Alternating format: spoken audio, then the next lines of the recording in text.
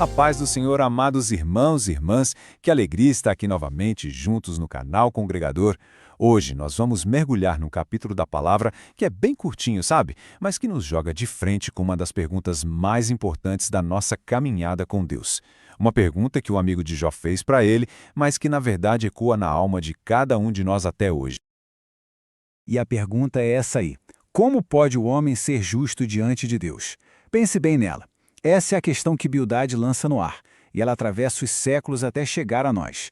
É uma pergunta que nos para, que nos faz olhar para dentro e pensar, com sinceridade, como é que a gente, tão cheio de falhas, pode ser considerado justo, reto, diante de um Deus que é a própria perfeição? Pois bem, a gente chega aqui no capítulo 25 de Jó.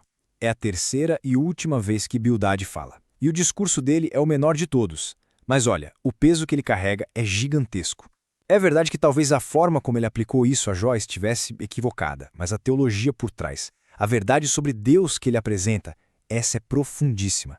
Ele meio que para de acusar Jó e nos chama para pensar numa verdade maior, a majestade de Deus, que é incomparável, e, do outro lado, a nossa fragilidade.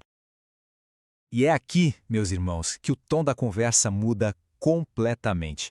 Sabe, somos convidados a tirar os olhos dos nossos problemas, das nossas dores aqui na terra e a contemplar a glória lá do alto. Bildade nos chama para levantar a cabeça, olhar para o céu e meditar na soberania, no poder que não tem igual do nosso Deus. Ouçam só a força dessas palavras. O domínio e o temor pertencem a Deus. O que isso quer dizer? Domínio é a autoridade total dele. E temor aqui não é ter medo, é aquela reverência santa, aquele respeito profundo. E a ordem, pensem só, num universo imenso, infinito, onde tudo poderia ser um caos, Deus estabelece uma paz, uma harmonia perfeita. Tudo é dele e está debaixo do seu controle absoluto. E ele continua com perguntas que, na verdade, são afirmações cheias de poder. Seria possível contar os seus exércitos? Parem para pensar nas galáxias, nas estrelas incontáveis, nas legiões de anjos. É um número que a nossa mente nem consegue processar. E a sua luz sobre quem não se levanta. A glória dele, a verdade dele, alcança cada cantinho da criação. Ninguém está fora da sua presença. É um poder que não dá para medir e uma presença que alcança tudo e todos. Então, esse é o retrato de Deus que Bildade está pintando. Um ser de poder sem limites que mantém todo o universo em ordem perfeita e cuja luz brilha sobre todos. Guardem bem esse tripé: poder, ordem e luz infinita. Porque é com essa régua, com esse padrão divino de perfeição absoluta, que tudo, inclusive nós, será comparado. E aí, com esse padrão celestial estabelecido, o argumento de Bildade desce das alturas e volta para a terra. Depois de nos fazer olhar para a imensidão de Deus, ele volta para aquela pergunta do começo, que agora soa ainda mais impossível. Vamos ver como ele amarra esse ponto. Aqui está, amados, o coração de tudo. Diante de um Deus assim, com todo esse poder, essa ordem, essa luz, como é que um ser humano, nascido de mulher, uma expressão que só reforça a nossa fragilidade, a nossa origem aqui da Terra, como é que ele pode se achar justo? Como é que pode se dizer puro? É uma pergunta que nos força a encarar a nossa própria alma, sem máscaras.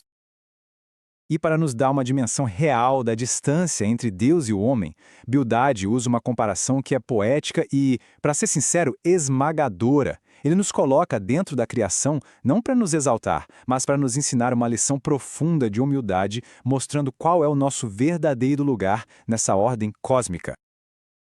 Agora, o que é realmente impactante aqui é a lógica que Bildade constrói. Acompanhem comigo. Ele começa olhando para a lua e diz que, aos olhos de Deus, ela não é brilhante. Depois, ele olha para as estrelas, que para nós são símbolos de pureza, e diz que elas não são puras diante dele.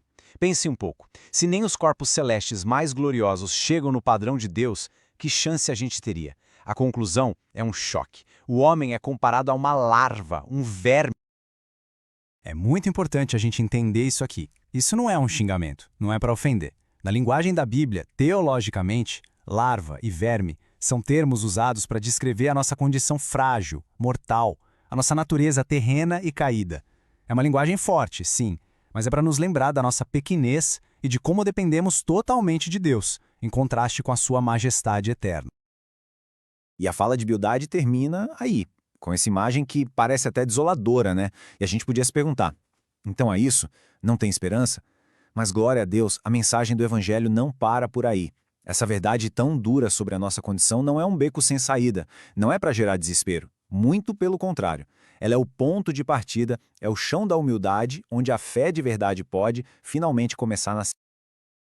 Então, o ponto crucial é este. O Evangelho só faz sentido quando a gente reconhece a nossa total incapacidade. É quando a gente entende que por nós mesmos não temos brilho algum que o nosso coração se abre. É nesse momento que a gente percebe que precisa desesperadamente de uma justiça que não vem de nós, mas que nos é dada de presente. É isso que nos prepara para receber a graça de um Salvador. E assim, essa reflexão nos deixa com essa pergunta para meditarmos durante a semana. Se a nossa justiça, o nosso esforço, sempre vai falhar diante de Deus, onde então a gente deve firmar a nossa fé? A resposta, amados, não está em nós, mas na obra perfeita de Cristo na cruz. A resposta está na graça. Que essa meditação em Jó 25 nos leve a uma fé mais humilde, mais profunda e a uma dependência total do nosso Senhor. Que a bênção de Deus esteja sobre todos. Amém.